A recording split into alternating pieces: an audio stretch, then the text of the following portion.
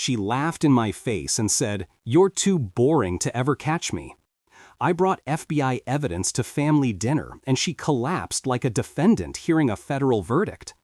I'm Michael Thompson, 44 years old, and for 16 years, I believed my marriage to Amanda was built on the same foundation as my career: meticulous attention to detail and unwavering commitment to truth. We lived in a custom colonial estate in Westchester County, the kind of property that whispers success through professional landscaping and smart home technology that I'd personally designed. I worked as a senior forensic accountant for the FBI's Financial Crimes Unit, specializing in complex fraud investigations and money laundering cases that sent white-collar criminals to federal prison for decades. Amanda managed high-net-worth portfolios at Sterling Wealth Advisors, handling investments for tech executives and entertainment industry moguls who valued discretion above all else. To our community, we were the power couple who had mastered both professional excellence and domestic sophistication. To me, we were partners building something permanent through shared values. To Amanda, as I was about to discover, we were apparently just sophisticated cover for her real criminal enterprise. My FBI training teaches you that the most dangerous criminals operate through legitimate channels, exploiting trust and access to conduct systematic dissections that can operate for years without detection. The red flags in my marriage accumulated like evidence in a federal investigation, each one small enough to rationalize individually, but devastating when analyzed with forensic precision. February brought Amanda's sudden fascination with my work schedule, asking detailed questions about case timelines and federal travel requirements with curiosity that seemed supportive rather than calculating. March introduced weekend wellness retreats that required overnight stays at luxury spas and locations that seemed to change each time I asked for specific details. April saw the introduction of mysterious financial discussions she'd take in other rooms, speaking in hushed tones about investment opportunities and client emergencies that required immediate attention at unusual hours. When I offered to review potential investments together, she'd explain that wealth management required confidentiality protocols that made sharing details inappropriate before deals were finalized. May brought the dead bedroom situation that developed like a slow financial fraud, systematic and methodical. Amanda always had legitimate reasons for avoiding intimacy: exhaustion from demanding clients, stress from market volatility, hormonal fluctuations that killed her desire for physical connection. But she had endless energy for increasingly frequent client entertainment events that stretched past midnight. June introduced David Chen, a senior partner who existed only in carefully edited stories. She'd mention him casually, always in professional contexts, describing him as a mentor, helping her navigate complex regulatory requirements and institutional relationships. Looking back, I realized she was conditioning me to accept his presence in her life, making him seem boring and safe rather than exciting and dangerous. July brought client networking events that required Amanda's presence at exclusive venues where wealthy individuals conducted business through sophisticated social interactions, always coinciding with my federal case deadlines when I'd be working 18-hour days. The breaking point came at our annual neighborhood barbecue, a Labor Day tradition where Westchester's professional elite gathered to celebrate the end of summer while conducting serious business over craft cocktails and strategic conversations. Amanda had been particularly animated that evening, discussing market trends with hedge fund managers while I reviewed case files on my phone preparing for Tuesday's federal court testimony. The conversation at our table revolved around investment strategies, regulatory changes, and the complex world of wealth management. When the discussion turned to recent SEC enforcement actions against investment fraud, I offered insights about forensic accounting techniques used to detect sophisticated financial crimes, drawing on my FBI expertise in tracking money through shell companies and offshore structures. The table listened politely, but Amanda's reaction was swift and devastating. She laughed, a sharp, dismissive sound that cut through the elegant atmosphere like shattered crystal. "Oh, Michael, you and your paranoid fraud theories," she said, loud enough for nearby tables to hear. "Honestly, darling, sometimes I think you see criminals everywhere because your world is just spreadsheets and federal investigations.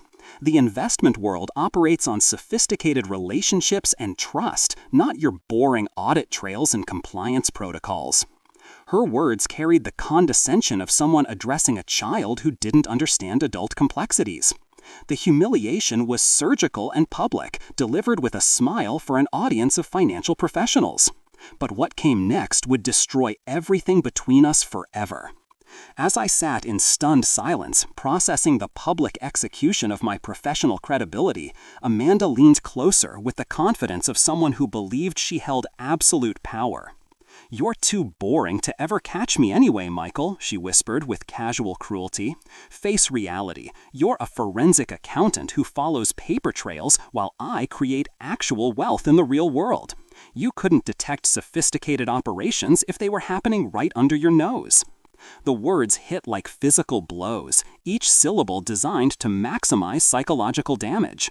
She'd just dismissed 16 years of marriage, my federal expertise, and my fundamental worth as a partner, while surrounded by Westchester's financial elite.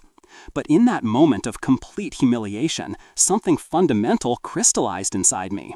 The pain, the shock, the disbelief began hardening into something colder and infinitely more dangerous.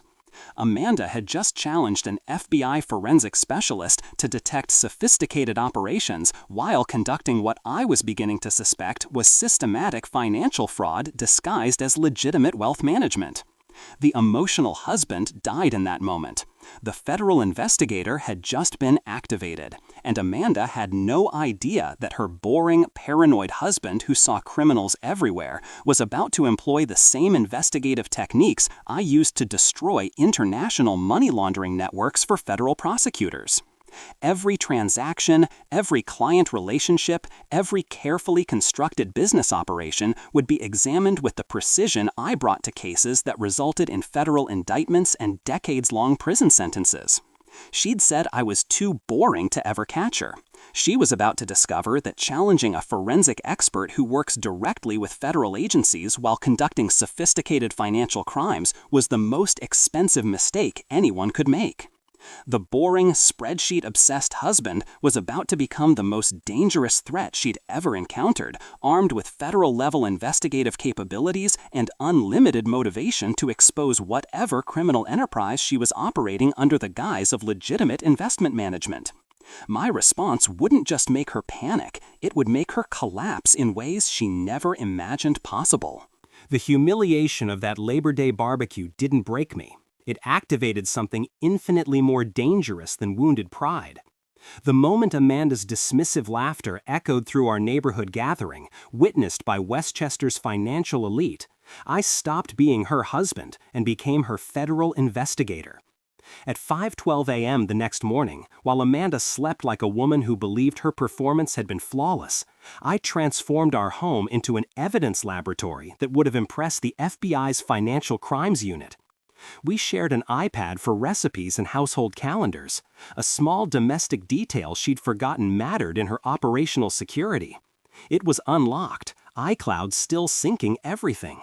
I mirrored the entire device, message databases, photo caches, voice memos, encrypted files. I filmed the device in continuous chain of custody video, documenting time, date, serial number, then exported an encrypted forensic image to 2 separate drives and a secure cloud vault I maintained for sensitive case preparation. I wasn't guessing, I was building a federal case file with the same methodical precision I brought to international money laundering investigations. The first breakthrough came fast. A message thread with Dee Chen, the senior partner she'd learned so much from, buried between routine market discussions and congratulatory emoji. The lines that made my blood freeze were operationally precise. "He's on grand jury duty this week, late nights guaranteed. Thursday is completely clean for the transfer. We can push the management fee if the client signs the supplemental agreement. The side letter routes everything to Kestrel. Relax about Michael, he's too by the book to see gray area operations. Kestrel Capital Advisors, LLC. I pulled Secretary of State indexes through my federal database subscriptions. Delaware Incorporation, then Cayman Islands subsidiary. No employees, no physical office, just a registered agent and a pattern of incoming wire transfers from Sterling Wealth clients that matched strategic consulting line items in Amanda's portfolio presentations. Classic fee-skimming architecture laundered through offshore advisory relationships. My hands stopped shaking as professional recognition replaced personal devastation. I dismantled this exact criminal structure dozens of times, just never in my own kitchen. The photo evidence was devastating and comprehensive. Hotel mirrors reflecting 2 wine glasses and a wrist I recognized on a forearm I didn't. PDFs labeled Client Addendum, Side Letter Draft, showing unauthorized fee structures. Then the operational intelligence that proved systematic planning. A photographed copy of my federal travel calendar with grand jury weeks highlighted in yellow. She'd titled the file Windows of Opportunity. Amanda wasn't just conducting adultery, she was scheduling federal crimes around my court obligations. At 7:40 a.m., I did the only ethical thing a federal agent can do when criminal evidence bleeds into personal life. I recused myself completely and reported through proper channels. I met Assistant Special Agent in Charge Jordan Reese in a windowless conference room with 2 locked doors. I slid the encrypted drive across the table, spoke in factual bullet points, and remained silent while Internal Affairs and FBI Legal Division personnel took notes. I signed formal recusal documentation that removed me from any investigative role while preserving the evidence's integrity. The Bureau moved with federal efficiency that impressed even my experienced perspective. They established a parallel investigation squad, codename Quiet Ledger, with operational walls so high I couldn't access information even if I wanted to compromise the case.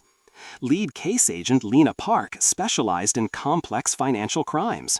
Assistant U.S. Attorney Gabriela Ruiz had prosecuted similar offshore schemes.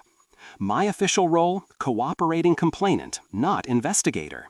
This separation kept the case legally bulletproof and my conscience professionally clean. Within 48 hours, Quiet Ledger had constructed a preliminary organizational chart on their evidence board.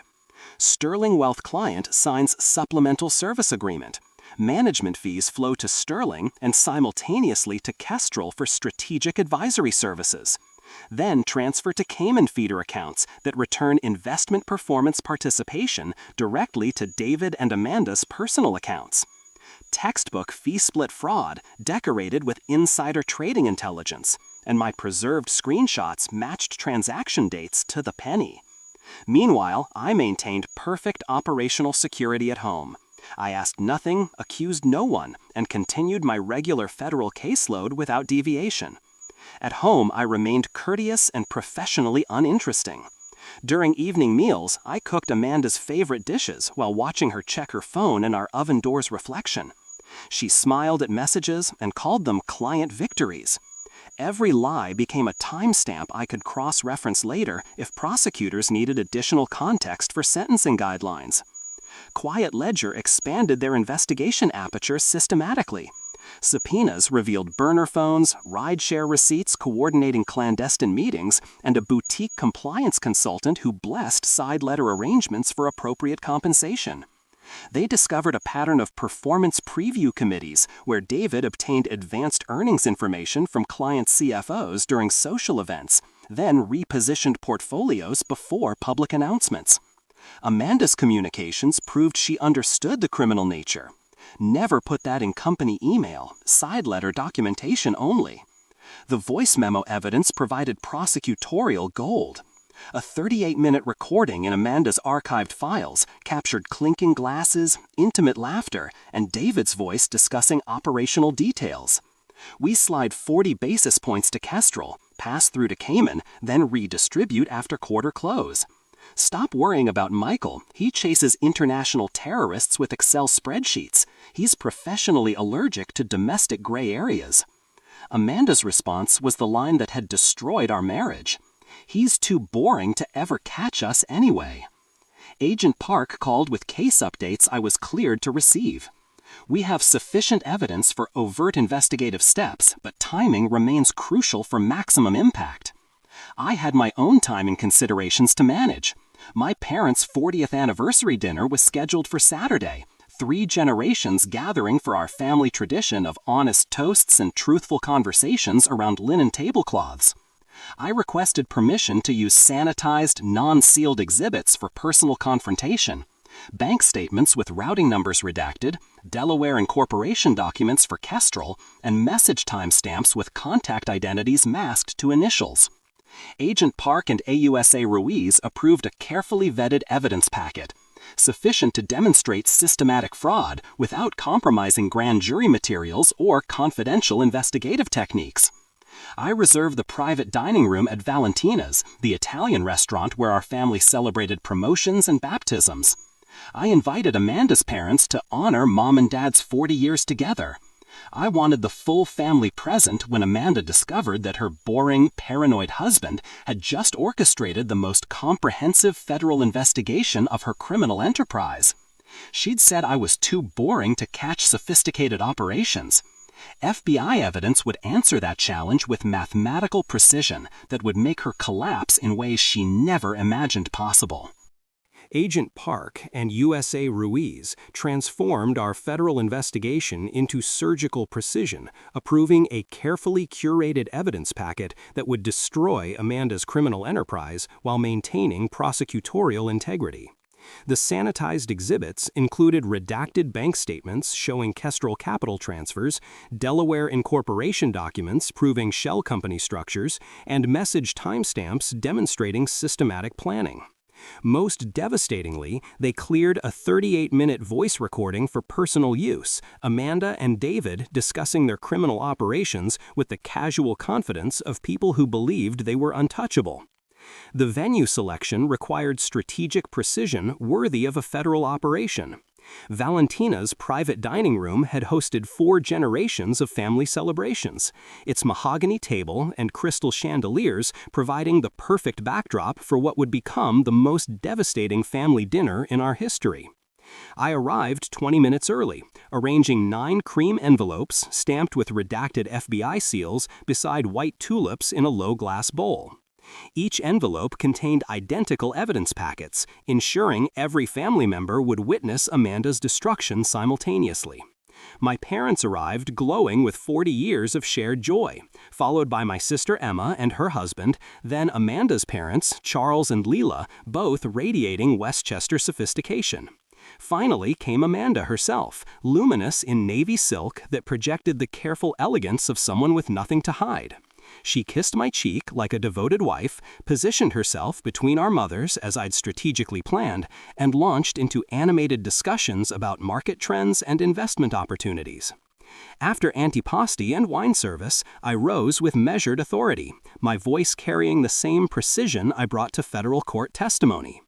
Before we celebrate Mom and Dad's incredible milestone, I want to honor their most important lesson, that truth matters most when it's hardest to tell. I raised my glass toward my parents, then set it down beside the evidence envelopes. Tonight, we're keeping another family tradition, sharing important news with the people who deserve to hear it first. I distributed envelopes to each person, saving Amanda's for last. Her theatrical smile flickered as she processed the FBI markings. These are sanitized exhibits cleared by my office, I explained with clinical precision. They're not speculation or gossip, just documents, dates, and recordings. I'm officially recused from the case, so the evidence speaks for itself. Amanda's performance remained flawless as she opened to the first page. Delaware incorporation documents for Kestrel Capital Advisors, LLC, followed by Cayman Islands subsidiary filings and wire transfer ledgers showing management fees leaving Sterling Wealth client accounts on Tuesdays and reappearing at Kestrel on Fridays, labeled Strategic Advisory Services. The systematic theft pattern was mathematically precise and undeniable. Consulting partnerships are standard industry practice, Amanda said with practiced dismissal. Every firm leverages outside expertise for complex products. This is embarrassing, Michael. Her confidence remained intact, suggesting she believed the evidence was circumstantial rather than comprehensive. Page 2 shattered that confidence completely. Screenshots of her message thread with D. Chen displayed with forensic clarity. Thursday is clean for the transfer. He's on grand jury this week, late nights guaranteed. Route the side letter to Kestrel. My mother's wine glass trembled in her hand, while Charles cleared his throat like a man searching for explanations that didn't exist. Out-of-context business communications, Amanda attempted, but her voice carried less conviction. We help clients navigate regulatory complexities, you understand that. The deflection sounded hollow in the elegant dining room where truth had always been our family's currency. Page 3 delivered the devastating blow.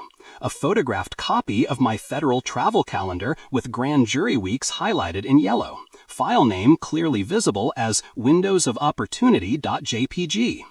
The operational intelligence demonstrated systematic planning that transformed adultery into federal conspiracy. My father stared at Amanda like he was trying to recognize a language he'd never heard before. Amanda, he said with quiet authority, why do you have Michael's classified schedule? Her miscalculation was swift and fatal. Because your son forgets anniversaries during grand jury season? The attempted humor landed like a physical blow, creating silence so complete you could hear the kitchen staff 2 rooms away. I reached beneath the credenza and activated the audio recorder, letting Amanda's voice fill our family sanctuary with devastating clarity. David Chen's casual tone discussing their criminal enterprise. We slide 40 basis points to Kestrel, pass through to Cayman, then redistribute after quarter close. Stop worrying about Michael. He chases terrorists with Excel spreadsheets. He's professionally allergic to gray areas.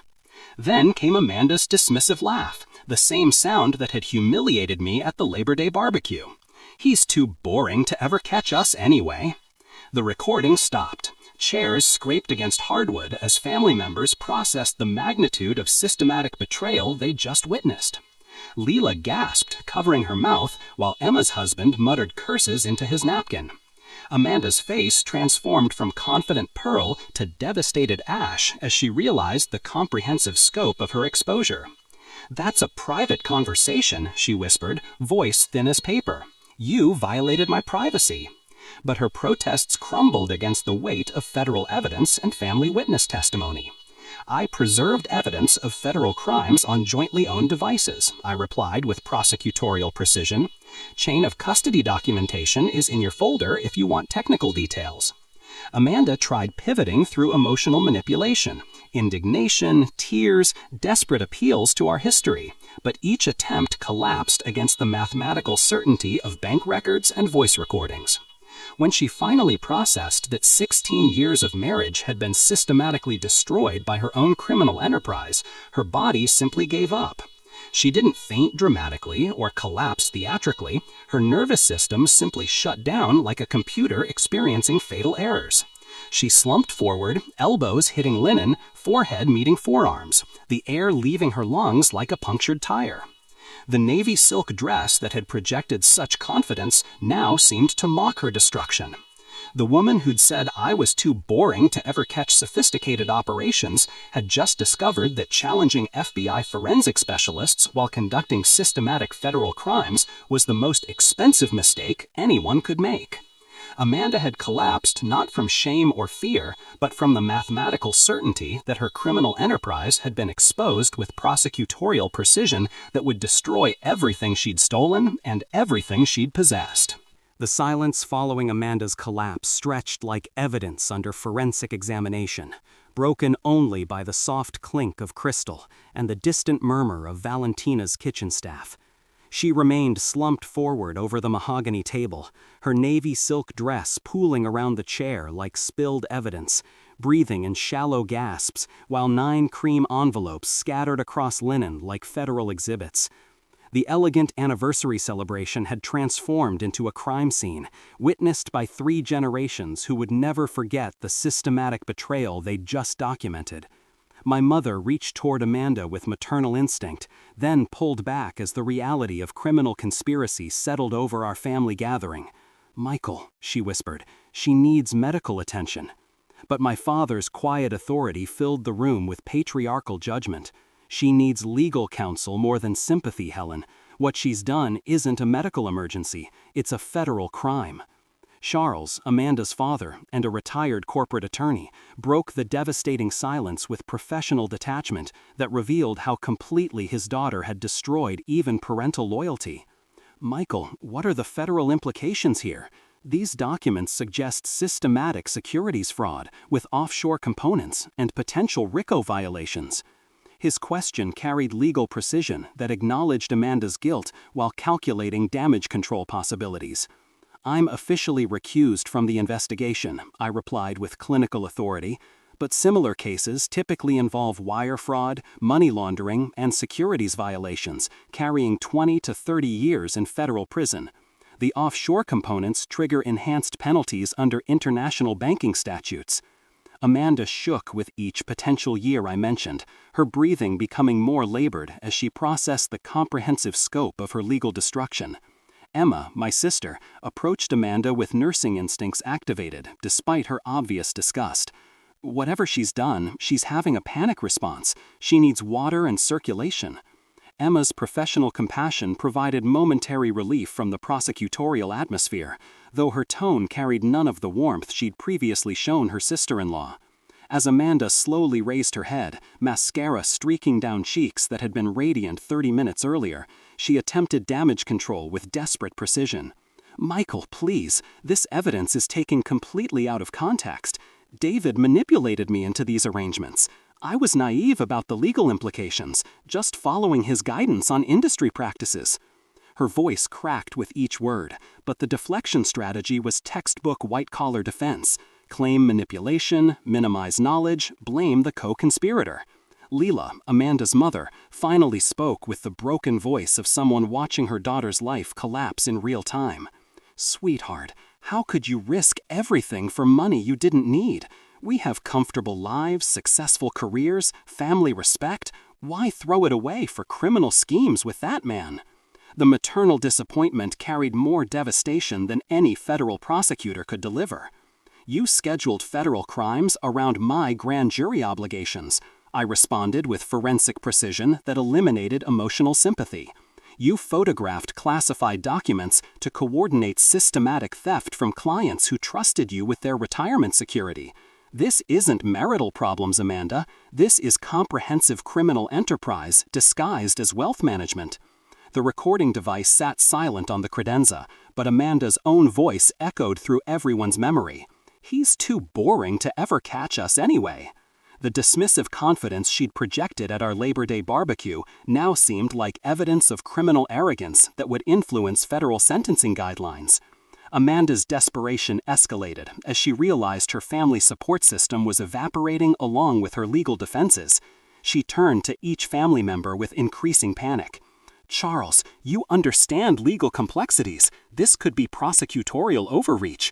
Leela, you know I'm not a criminal, just a woman who made poor judgment calls under pressure. But her appeals met stone faces and silent condemnation. That's when the private dining room door opened to admit two individuals in dark suits who identified themselves as process servers, followed by Agent Patricia Martinez from the FBI's Financial Crimes Unit. The federal machinery was already in motion, triggered by my evidence preservation and Amanda's systematic criminal enterprise. Amanda Thompson, Agent Martinez announced with clinical authority, you're being served with a federal subpoena requiring your appearance before a grand jury investigating securities fraud, money laundering, and conspiracy charges. Additionally, these are divorce papers citing irreconcilable differences and criminal misconduct, along with temporary restraining orders on all joint assets pending federal investigation. The stack of legal documents landed beside Amanda's collapsed form, like a gavel striking. Her career, her financial independence, her very identity, all dissolved in a single devastating moment, witnessed by the family she'd systematically betrayed. I have nothing left, Amanda whispered, her voice barely audible. You've taken everything. My career, my money, my reputation. What about our children? The question was a desperate appeal, a last attempt at emotional leverage through parental manipulation. The children's future is protected, I replied with measured authority. Your access to them will be determined by family court based on their best interests, not your convenience. They'll understand that their father protected them from someone who calculated federal crimes while participating in family traditions built on honesty and integrity. Agent Martinez continued with procedural precision that eliminated any hope of negotiation. David Chen was arrested this morning at his residence and is currently cooperating with federal prosecutors. His testimony includes detailed information about your role in systematic client manipulation and offshore asset hiding. You should contact legal counsel immediately. Amanda's final desperate appeal came as she processed that her co-conspirator had already betrayed her to federal authorities. Michael, please, 16 years of marriage must count for something. I'll accept any consequences, cooperate completely, sign any agreements. Don't let this destroy our entire family legacy. But legacy protection was exactly why the evidence had been presented to family witnesses rather than discussed privately. Amanda, you used our family reputation to provide credibility for criminal operations. You exploited 16 years of trust to coordinate systematic theft from clients who believed they were working with ethical professionals. The family legacy was already destroyed. Tonight just made the destruction visible to everyone who mattered. My father stood with patriarchal authority that had guided our family through 4 decades of honest success.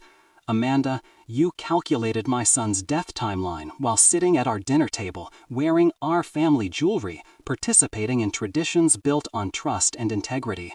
Some betrayals can't be forgiven, only prosecuted.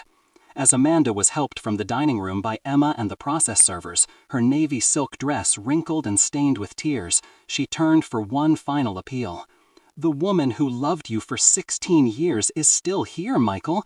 Don't let federal prosecutors destroy that completely. But the woman who'd loved me wouldn't have scheduled federal crimes around my court obligations or dismissed my professional expertise while conducting systematic fraud. The boring, paranoid husband had become inevitable, and Amanda's dismissive confidence had cost her everything she'd stolen and everything she'd possessed. Federal agents would answer her challenge tomorrow morning with prosecutorial precision that would ensure consequences lasting decades beyond our destroyed marriage. The aftermath unfolded with the mechanical precision of a federal prosecution, each consequence cascading into the next, like perfectly documented evidence in a complex fraud investigation. Within 72 hours of Amanda's collapse at Valentina's, the full weight of federal justice activated with surgical efficiency. Monday morning brought arraignment proceedings at 8 a.m., where Amanda stood in a Navy suit that now looked like a defendant's uniform while the clerk read charges of wire fraud, money laundering, conspiracy, and securities violations. Bail was set high, passports surrendered, assets frozen under federal forfeiture statutes. By 8:02 a.m., account freezes rippled across correspondent banks, locking the Cayman accounts that had been their private treasury. By noon, Sterling Wealth Advisors announced suspension of operations as institutional clients withdrew over $40 billion in managed assets. Amanda's world evaporated with breathtaking federal efficiency. The Southern District of New York filed comprehensive charges that would define the rest of her life: securities fraud, wire fraud, conspiracy, and money laundering, carrying potential sentences of decades in federal prison. Sterling Wealth terminated her immediately with cause, voiding severance packages and triggering clawback provisions for fraudulent commissions spanning 4 years. Professional licensing boards permanently revoked her credentials, while federal asset forfeiture orders seized every luxury item purchased with stolen client funds. The sophisticated wealth manager who'd said I was too boring to ever catch sophisticated operations was now wearing orange jumpsuits and facing court-appointed representation.